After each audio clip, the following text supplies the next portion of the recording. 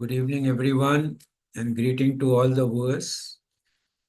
So I am Air Marshal Dr. Pawan Kapoor, the Vice Chancellor of Lincoln American University. I'm here again once with you to discuss about the United States Medical Licensing Examination.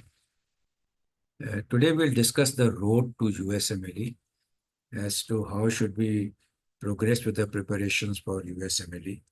I know there are a lot of students both from India as well as from uh, other universities abroad. You all would like to know how should we appear for the USMLE examination, how should we be able to crack it, what are the tips that we can use to crack this examination. Now, I'll try to briefly discuss this with all of you. And if there are any queries, any questions at the end of it, please don't hesitate to ask. And even after attending this webinar, in case you have any further queries thereafter, please let us know. We will try to sort out your queries and try to answer you accordingly so that your pathway to this USMLE examination becomes easier. So we all know that USMLE is a United States Medical Licensing Examination. It is a three-step examination. If you got USMLE Step 1, Step 2, and Step 3, you have to clear all three steps to be entitled to get a license in the United States for practicing medicine in the United States. It is this particular examination is sponsored by the Federation of State Medical Boards and the National Board of Medical Examination. The first for international graduates, that is who come from institution outside USA, they will be, you'll have to get yourself registered with Educational Commission for Foreign Medical Graduates. So the step 1 and step 2 will be conducted by ECFMG. And rest will be conducted by the NBME. That is step 3. We all know, but I just want to re-emphasize that there are certain major changes in the policy from the past, from the year 2022 onwards. There is no longer any scoring in step 1. Earlier on, there used to be a 3-digit numerical scoring. Before that, there was some based on percentile, there used to be a grading system. But now it has been changed to only pass or fail. So in step 1, it is only pass or fail. Earlier on, you were authorized almost 6 attempts to do each step. This has been reduced to 4 attempts. So as I said, USMLE is done in 3 parts. Step 1 is totally multiple choice questions, which are preclinical, which are based upon your basic sciences question. All that is covered in your basic sciences syllabus. That is covered. That tests your knowledge of basic sciences. That is of 8-hour duration. Step 2 is a clinical knowledge. That is, it tests how you can apply your foundation sciences to the patient care activities. So this will be step 2. This is also multiple choice questions. It will be of 9 hours. You also have to do an occupational English test. Then you have to follow a ECFMG pathway that is applicable to you. There are 6 pathways. Each pathway is applicable to different type of people, whether you're studying in USA or you're studying in a regionally accredited institution or you are studying in an ECFMG certified institution. All these carry a different pathway. Once you complete all these steps, that is you have passed out from your medical school, you have got your degree from the medical school, your transcripts, all this is uploaded, you have finished your step 1, your step 2, you have done your occupational English test and completed the relevant ECFMG pathway, then you get and you are entitled to a ECFMG certification. The step 3 is taken only in USA. You see, step 1 and step 2 can be taken in prometric centers in India and all other places across the globe where there are centers which can be made available to you from the usmle.org website. If you go to the usmle.org website, you will get all this information where the prometric centers are. So you can do step 1 and step 2 from these centers, but step 3 you can give only in the USA. So that is a 16-hour examination. They are also comprised of 2 separate steps. So this you can take this step even after you start doing your residency there.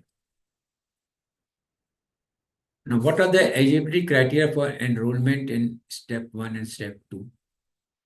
Officially, you have to be a graduate of a medical school outside the USA and Canada if you are an international medical graduate. Such those who are outside the US and Canada, even from 1st July 2025, even Canada is out of this lot. So they also have to go through ECFMG. But for all those who belong to anything other than USA, you will be required your school requires to be listed in the World Directory of Medical Schools as meeting the ECFMG eligibility requirement and the other ECFMG laid down criteria. So your medical school should be listed in World Directory of Medical Schools. Then under the sponsorship tab, it has to be sponsored by the ECFMG.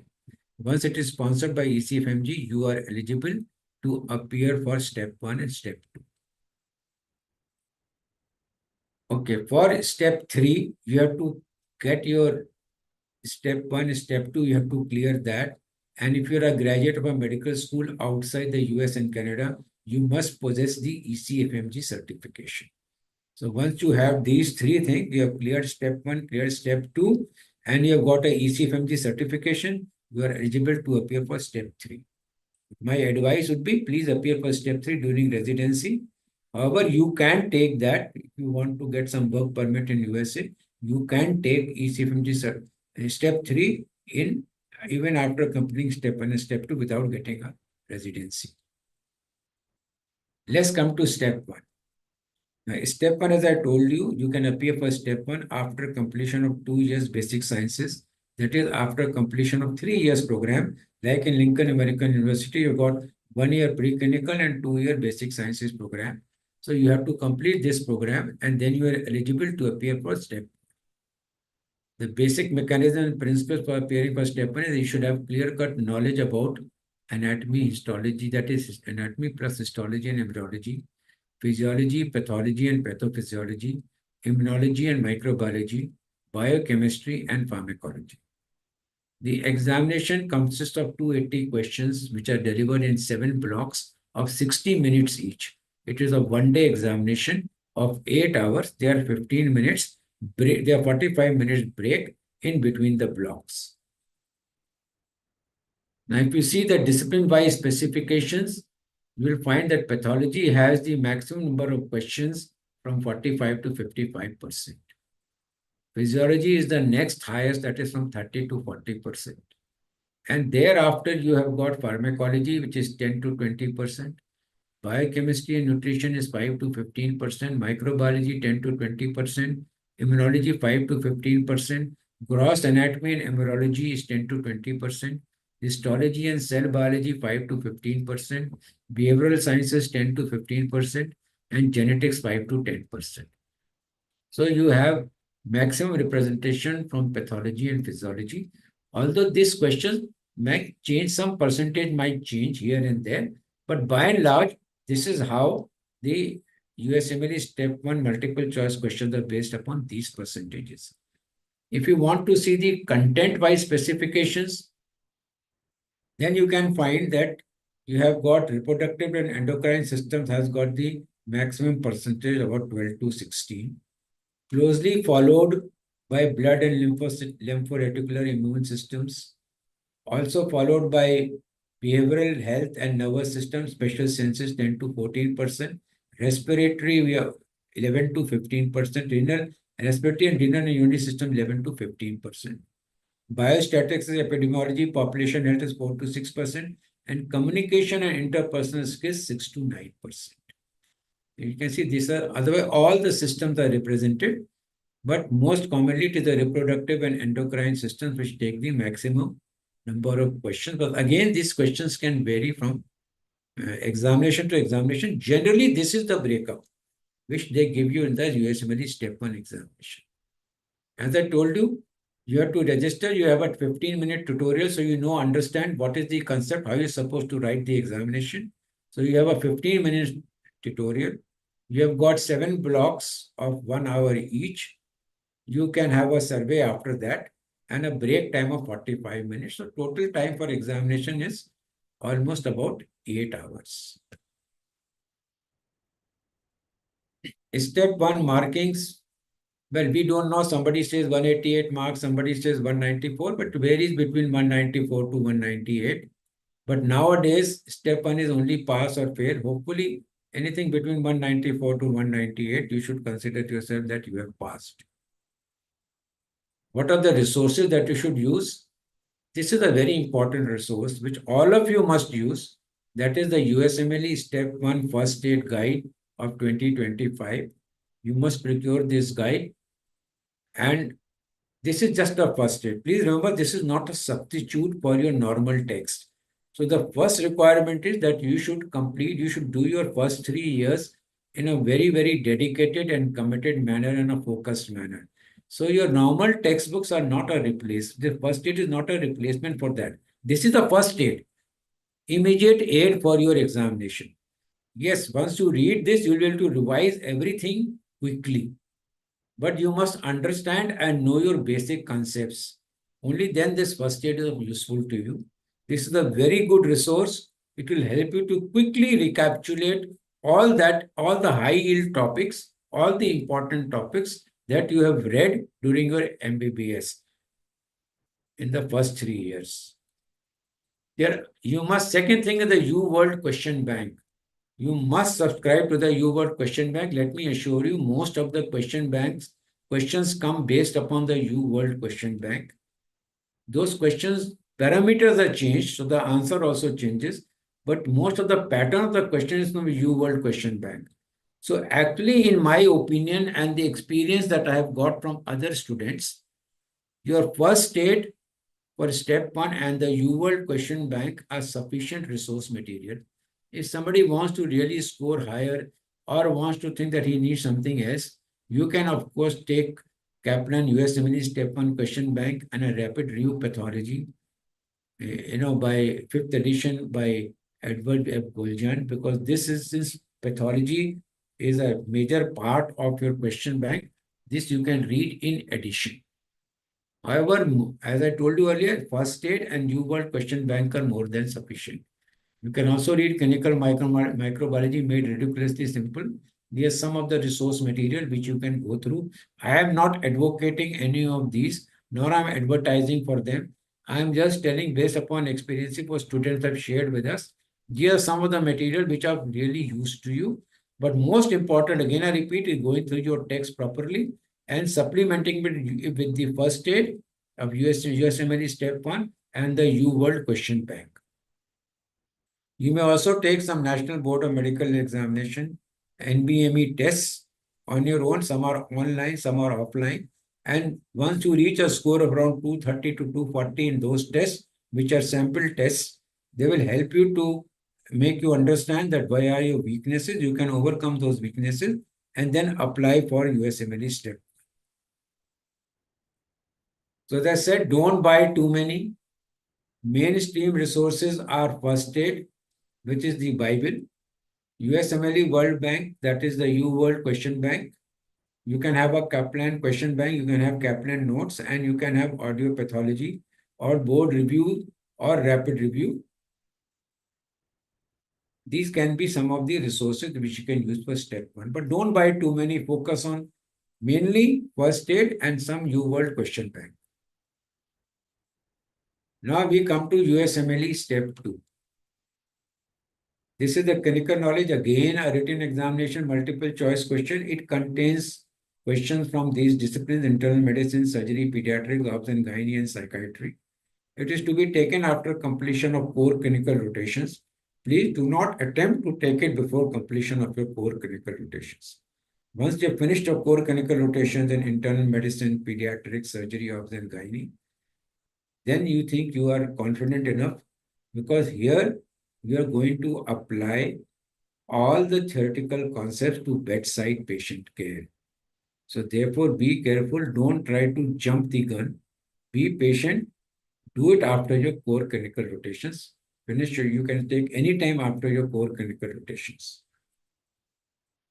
Now, this is what is the discipline-wise specifications. In medicine, there are 55 to 65% questions. Surgery, 20 to 30%. Pediatrics 17 to 27, obstetrics and gynecology 10 to 20, and psychiatry 10 to 15. So you can see medicine by itself constitute almost 655 to 65%. So you can accordingly prioritize your preparations. However, if you want to see the test content specifications, there will be some questions on the foundation sciences, that is your basic sciences. There may be certain questions on patient history taking and clinical examination.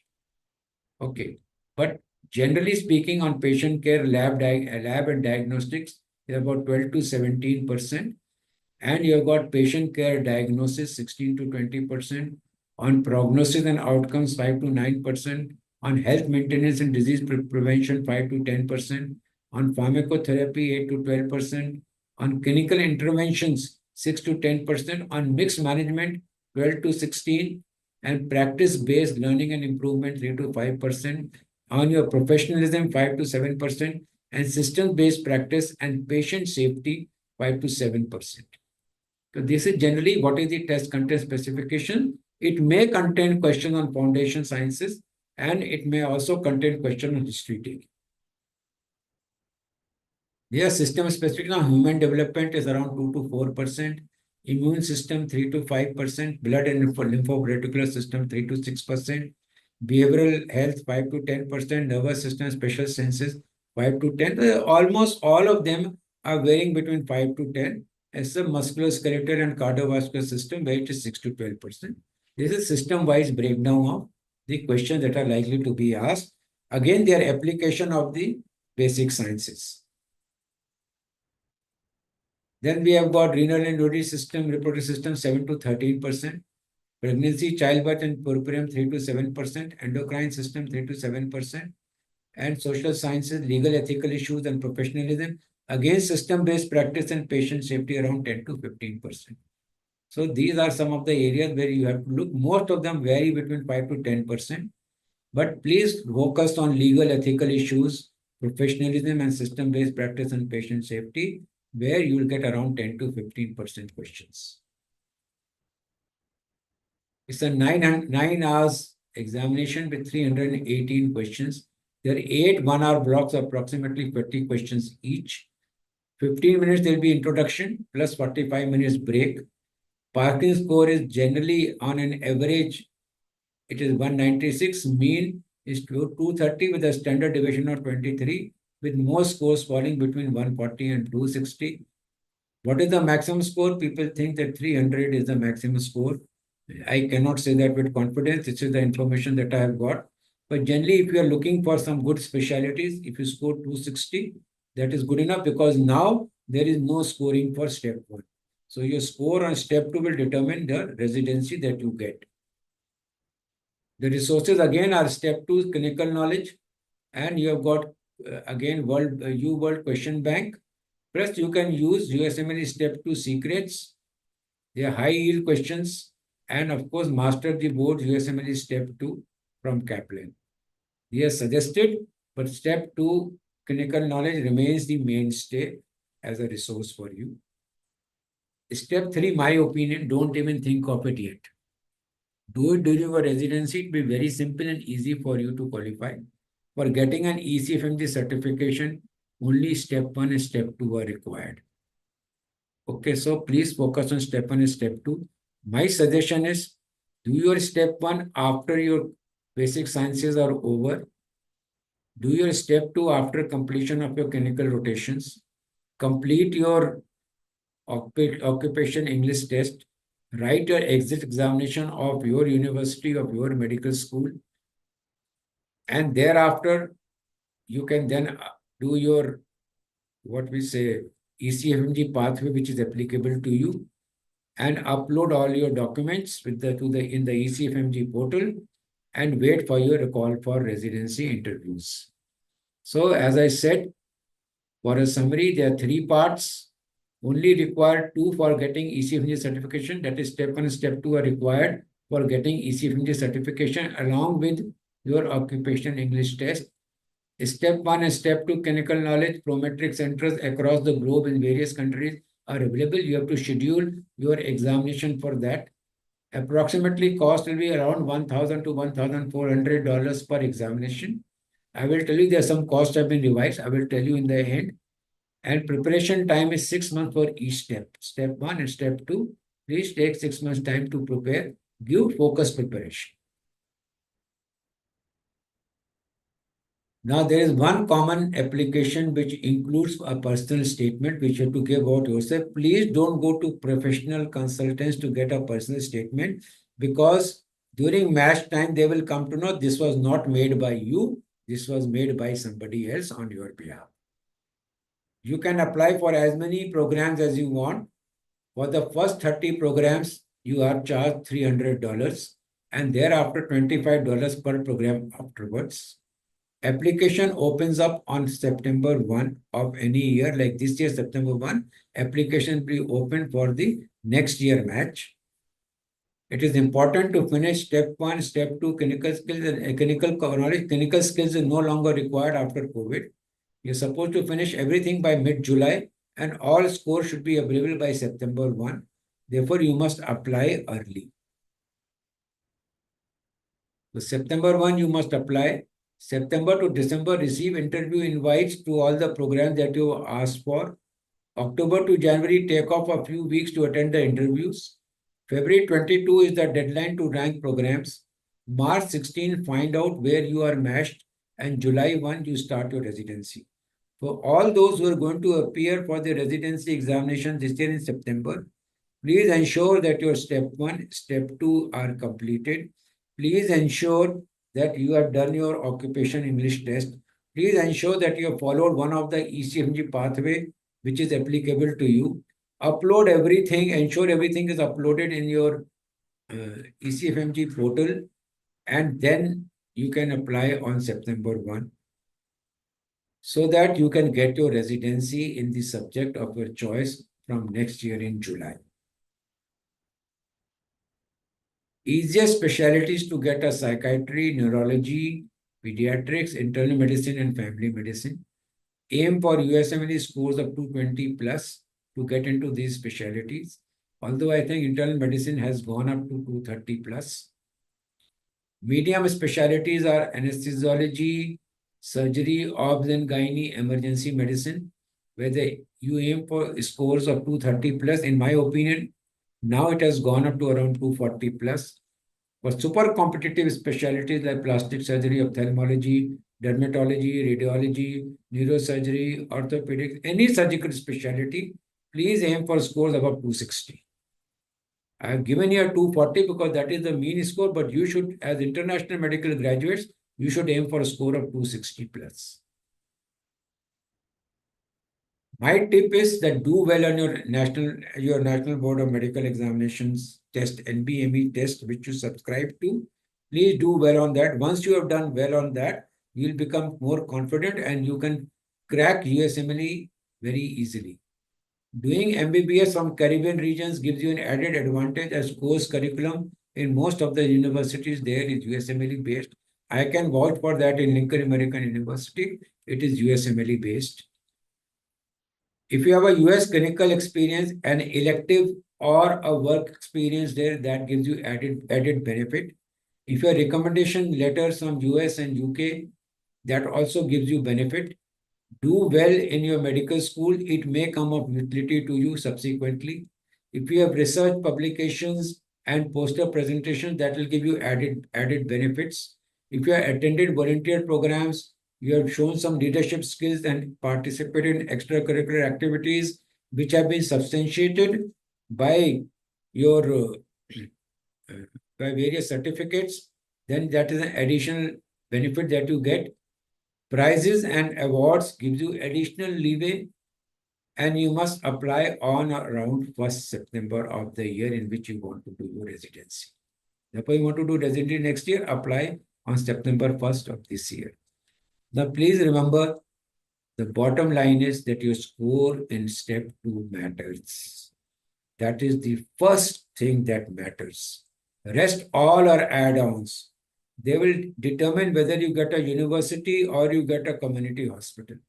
They will determine in case of tie whether you make the grade or you don't make the grade. But your step 2 marks are the most important and most significant marks that will help you to get a residency in US. So please focus on your marks in step 2. My tips are additional tips that I want to give you. Focus on weak areas. Identify and prioritize review of your weaker areas. So when you take your NBME test, you will get a breakup of what are the areas which are weak areas for you. Identify them, prioritize them, review them, and take corrective measures to overcome your weaknesses. Use spaced repetition, that is, use techniques like Anki or other spaced repetition systems to reinforce knowledge. Make small cards and write down the important things there in each subject so that you can reinforce your knowledge while lying in bed, while walking, while talking. You can take out those cards and look at them and revise your and reinforce your knowledge. Review incorrect questions. Thoroughly review your incorrect answers which you have done in your practice test or in your U-Word question bank to identify your areas for improvement. Do consider a baseline NBME. Take an initial NBME to establish a baseline score and track your progress on that. You must simulate examination conditions. Practice full-length examinations under time conditions to build endurance. And please ensure don't burn yourself out. It is not worth it, because if you burn yourself out before the examination, you will not be able to apply your mind in a smart manner during the examinations. So balance your studies with self-care, with exercise, and indulge in some social activities. Learn from others, take guidance from your senior student, from your mentors, or those who have successfully completed these tests. They'll be able to give you they'll give you able to give you good guidelines which nobody can give you. Those who appear for the test, they will tell you exactly how to prepare and what challenges you might face. Ensure that you restrict your times on useless activities like using smartphone for social media interaction and going on reels and watching reels continuously and utilizing your sleep time for watching irrelevant material on social media. Try to avoid that. Now, USMLE step 3, for your knowledge, I'm telling you, the first part is foundational independent practice. There are approximately 235 multiple choice test questions divided into 6 60-minute blocks, each containing approximately 40 questions. They are administered at Prometric test centers in the US itself. Duration is approximately 7 hours. Only those of you who do not got a residency, you want to go ahead, take some practice in US, you can probably try to appear for step 3. I strongly suggest do it in your residency. The step 3, the second part of step 3 is advanced clinical medicine. There are 180 multiple choice questions divided into 6 45-minute blocks, each containing approximately 30 questions. There are 13 computer-based case simulations. Each simulation is allotted a maximum of 10 to 20 minutes of real time. This is also computer-based and administered at Prometric test centers in the US. Duration is approximately 9 hours. Now let us look at the application process. The first step is that you have to be a graduate of medical schools outside the US and Canada. If you are a graduate those who are in US and Canada, they've got a separate system. I am focusing on those who are outside the US, Canada medical schools. They should apply via the ECFMG application website, www.ecfmg.org. During the application process, select a 3-month eligibility period during which you wish to test yourself. You will receive an email notifying that the scheduling permit is available. Visit the Prometric website to schedule the test date. Okay, so this is how you must visit and schedule your test date. A candidate can be able to schedule the test date up to 6 months in advance. If the candidate is unable to test within the eligibility period, he or she must contact the registration entity, that is the ECFMG, to inquire about one-time eligibility period extension for which a fee is charged for this service. If a candidate does not take the examination within the eligibility period, then he or she must reapply with a new application and new fees. The application fee is non-refundable.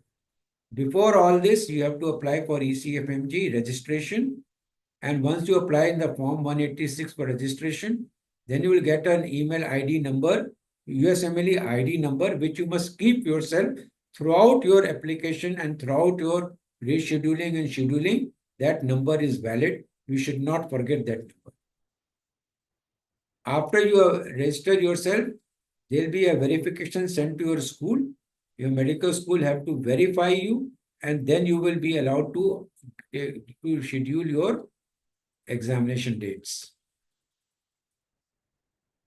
Okay, now these are the fee structure which have been revised from 1st of January 2025. It is going to be for step 1 and step 2, 1020 for each examination registration.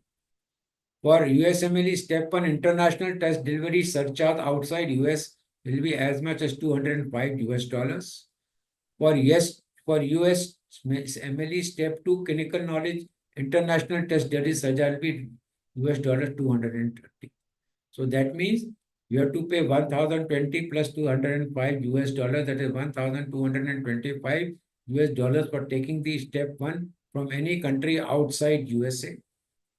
For step 2, you have to pay $1,250 for appearing outside the US. You are allowed to have retakes. You can take the same examination no more than 3 times within a 12-month period. The 4th attempt will be at least 12 months after your first attempt at the examination, and at least 6 months after your most recent attempt at that examination. That means if you have taken your first attempt on 1st of January of 2024, then you can only take your 4th attempt on 1st of January 2025, provided the last attempt that you made was at least, the 4th attempt must be at least 12 months after the candidate's first attempt at the examination, at least 6 months. That means your last attempt should have been made in June 2024. Then only you could have taken it in January 2025 this year.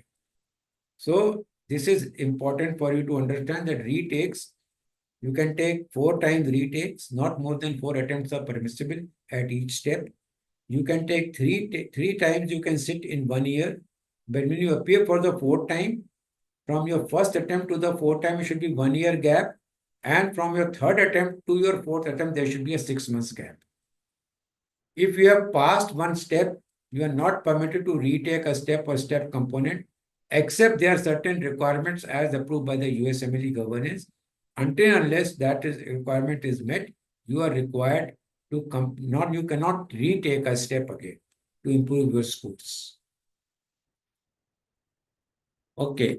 A candidate is ineligible to take a step or step component if he or she has made 4 prior attempts to pass the step or the step component, including incomplete attempts, regardless of the time when the examinations were taken. The time limits to complete entire USMLE process for purpose of licensure are established by the state medical boards of USA, but most of them require completion of all steps and its components within 7 years. Information regarding specific state requirements can be obtained on the Federation of State Medical Board website.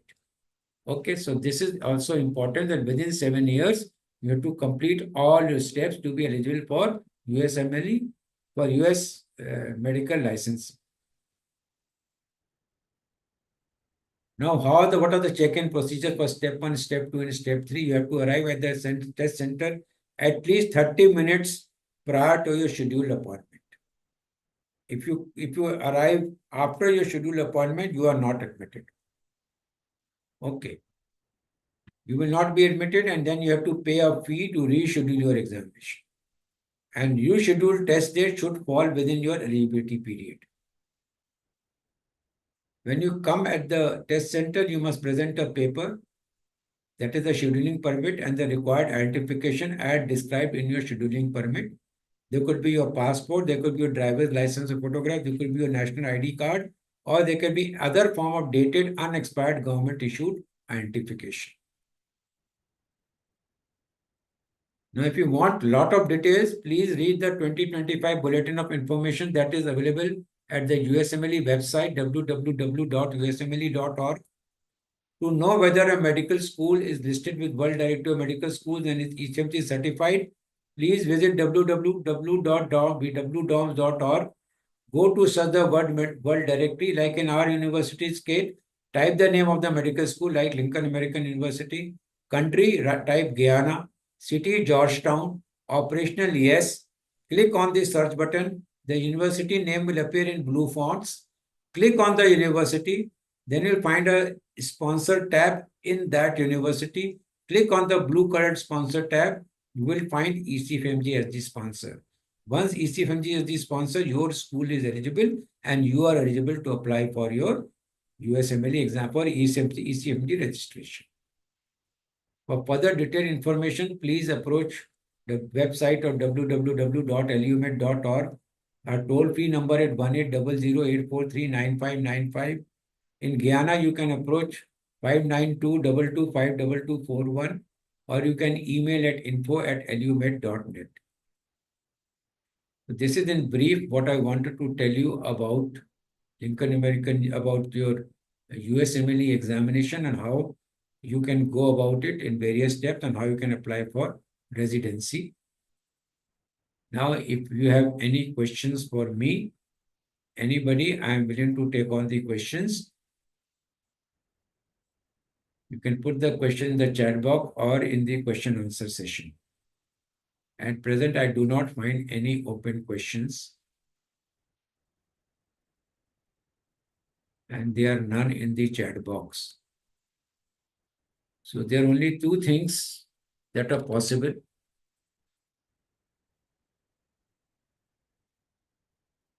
And those two things are that either you have understood everything or you have got confused. Anyway, an anonymous attendee says how I can bypass the FMG examination in India. My dear friend, you can bypass. You can bypass the FMG examination in India, provided you get a residency in USA and you get a USA certified degree. So if you get a USA certified American board degree, then you can register in India without appearing for any FMG examination. But remember, it has to be a USA certified postgraduate, American board certified postgraduate degree or fellowship. If you have appeared for USMLE Step 1, Step 2, and you have passed Step 1, Step 2, and even if you have passed Step 3, and you have got a license to practice in USA, but you have not got any degree from USA, nor you have passed your primary medical qualification from USA, then in that case, you will have to come back and appear for your FMG examination in India. You cannot bypass it.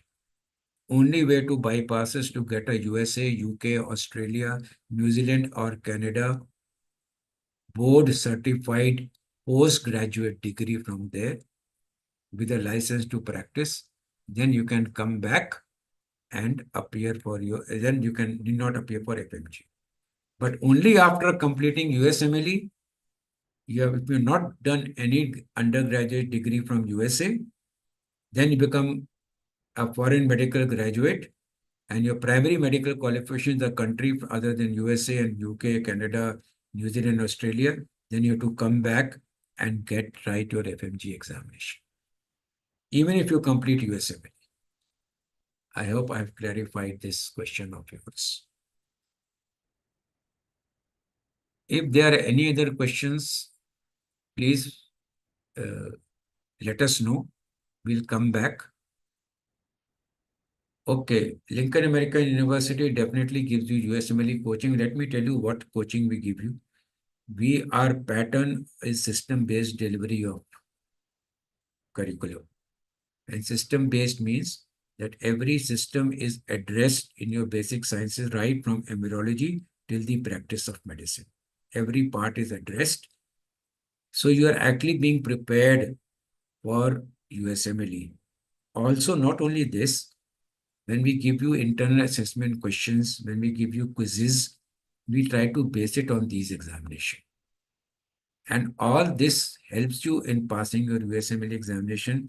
I'm very proud to state that we have almost 85% clearance in USMLE Step 1 examination in first attempt. So it depends upon the students also. I know that they have to study themselves, but we guide you and we provide you the necessary support. As I told you, resource material you have to procure. That is, we have got in the library our first aid book, and we have got other resource question banks also with us in the library, which you can use and utilize. But you have to subscribe to U World Question Bank, and the latest edition of first aid should be there. So I see there are no more further questions. So,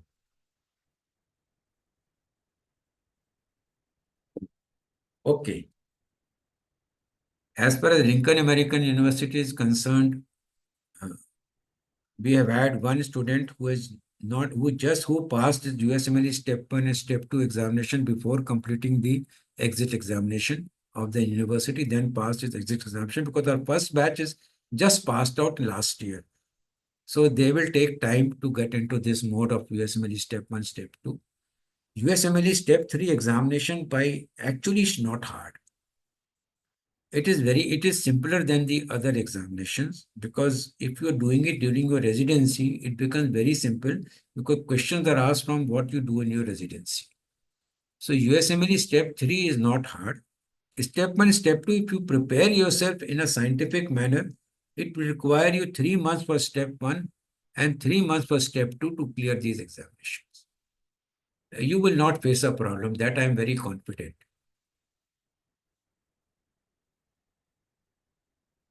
Okay, somebody has asked for PLAB.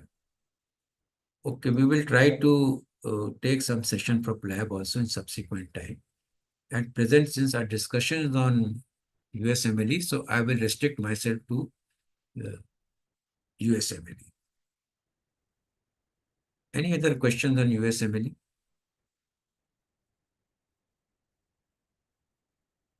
All right, so there we come to the end of this webinar. Thank you very much for your patient hearing. I am sure we should have been able, oh, there's some, let me just check with the other question answers. We don't have any other question answers. Okay. Thank you very much, all of you, for your hearing. And I'm sure, I'm hopeful that you would have got some insight. You have any further doubts, any further questions, don't hesitate. Please post it and post your comments on this webinar. And this will be, of course, you will getting it offline as well. Please post your comments and questions. I will try my best to answer them and make it as easy for you as possible. Thank you very much. God bless you all. Jai.